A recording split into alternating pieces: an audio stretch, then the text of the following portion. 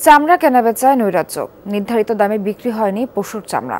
৩০০ থেকে ৬০০ টাকাতেই বিক্রি হয়েছে বেশি। দাম না পেয়ে অনেকেই ফেলে দিয়েছেন। পোস্তার রাস্তায় চামড়া পড়ে থাকতে দেখে হতবাক সবাই। রোববার রাতে সবচেয়ে বেশি দরপতন হয়। মৌসুমী ব্যবসায়ীদের জিম্মি করে আড়তদাররা পানির দামে কিনেছেন। তদারকি না থাকাতেই এমন করুণ পরিণতি।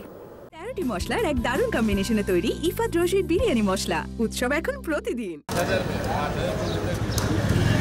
পোস্তার রাস্তায় পড়ে থাকা গরুর চামড়া তুলতে ব্যস্ত পরিচ্ছন্নতা কর্মী। কাঙ্ক্ষিত দাম না পেয়ে 4টি চামড়া ফেলে দিয়ে গেছেন একজন মৌসুমী ব্যবসায়ী। ঈদের পরের 2 দিনের চিত্র এমন। সিন্ডিকেট করে আড়তদাররা দাম বাড়িয়ে দেওয়াতেই অনাকাঙ্ক্ষিত এই অবস্থা। গুদামের সামনে পালায় দিয়ে আইটা গেছি হ্যাঁ, রাতের বেলা। তখন রাতে 9:30 পৌনে 10টা বাজে। 220 টাকা 250 টাকা এরকম রেট বলে। তা আমরা কিছু পরিমাণ যেগুলো ভালো মাল ছিল বিক্রি করছি, আর প্রায় 150-150 মতো আমরা চামড়া ফেলে দিছি। রাজধানীর পোস্তা এলাকার অলিগলিতে পড়েছিল বস্তাভর্তি গরুর চামড়া। খাসির চামড়ার দাম না থাকায় ফেলে দিয়ে চলে যায় অনেক বিক্রেতা। 400 টাকা বলছিল, 500 টাকা দিয়ে আমি কি করবো? তো সবই এক, যেদিকে যায় সেদিকে এই কথাই বলে। চামড়ার কোনো হিসাব নাই। চামড়া মানে মূল্যই দেয় না এখানে। অনেক মানুষ কষ্ট করে আপনাকে, আমাদেরই লোকই আপনাকে 600 টাকা নারায়ণগঞ্জ থেকে কিনে নিয়েছে, মাগার এখানে আইসা আপনাকে 300 টাকা বেচছে।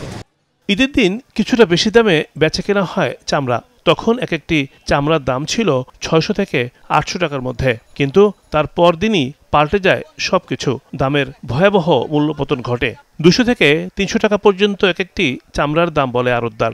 এতে উপায়ন্ত না দেখে ওই দামেই কেউ কেউ বিক্রি করে চলে যান, কেউ কেউ ফেলে দেন চামড়া। একটা মালের প্রতি 500 টাকার মতো খরচ আছে। ওনাদের যদি 1000 মাল কিনে ওখান থেকে ওনাদের কাঠ পড়বে, বাদ পড়বে, সেই হিসাবে তুলনা হিসাবে ওনারা এটা ভালো বলতে পারে। সরকার নির্ধারিত দামে চামড়া বিক্রি হয়নি কোথাও। পোস্তায় প্রায় 1 লাখ পিস চামড়া কেনার লক্ষ্যমাত্রা ঠিক করা হয়, কিন্তু সংগ্রহ কম হয়েছে 20%। ছোট বড় মাঝারি বিভিন্ন সাইজ আছে, এর মধ্যে ভালো মন্দ আছে। চামড়ায় বিভিন্ন ধরনের চর্মরোগ হয়, মৌসুমী ব্যবসায়ীরা বুঝে না। এর জন্য ওরা তো আসে বিভিন্ন জায়গাতে চামড়া নিয়ে 50, 100, 150, 200 করে নিয়ে আসে, একসঙ্গে দাম বলেন।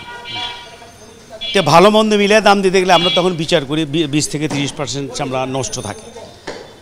তো ওইভাবে হিসাব করতে গেলে চামড়া দামটা হাজারে নিচিয়ে হিসাব করে। মূল্য বেঁধে দিয়েই দায়িত্ব শেষ করেছে সরকার। লবণযুক্ত চামড়ার দাম ঠিক করা হলেও কাঁচা চামড়া কত দামে বিক্রি হবে তা দেখভাল করেনি কোনো প্রতিষ্ঠান। ফলে বিশৃঙ্খল হয়েছে চামড়ার বাজার। রিমুর রহমান, যমুনা নিউজ, ঢাকা।